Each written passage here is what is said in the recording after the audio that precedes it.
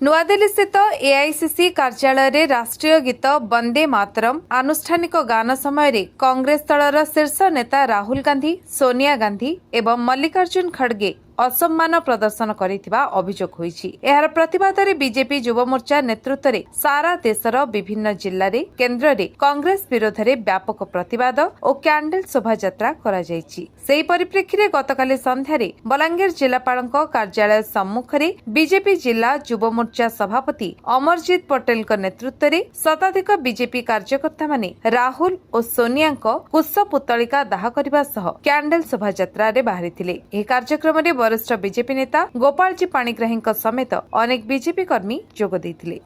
प्रकृत रे आपण माने समस्ते जानिछन, सारा भारत वर्ष जानिछे कांग्रेस दलर वंदे मातरम प्रति अपमान वीडियो भी भाइराल होइछे। जनसाधारण समस्ते देखिछन जे जेतले वंदे मातरम गान करा जाउतला कांग्रेस दलर वरिष्ठ नेत्री सोनिया गांधी, राहुल गांधी, मल्लिकार्जुन खड़गे ये तीन जन निजर निजर भितरे कथबार्ता होकर ताके गोटे अपमान दिया जाइछे। तार प्रतिवाद रे सारा भारत वर्ष रे भारतीय जनता पार्टी तरफ प्रतिवाद करा जाउछे। से परिप्रेक्षी रे आज बलांगीर भारतीय जनता पार्टी तरफ जिलापालकर कार्यालय सामने आमे ताके दृढ़ निंदा करुछुं, ताके दृढ़ प्रतिवाद करुछुं।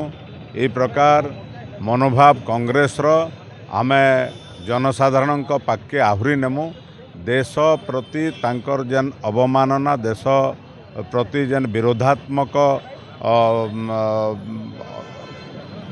से दिन जेन प्रदर्शन करथिले ताके कड़ा निंदा करा जाउछे।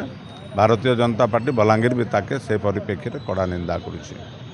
बलांगीर रंजू पृष्ठंग रिपोर्ट, विश्व विजय न्यूज ओडिशा।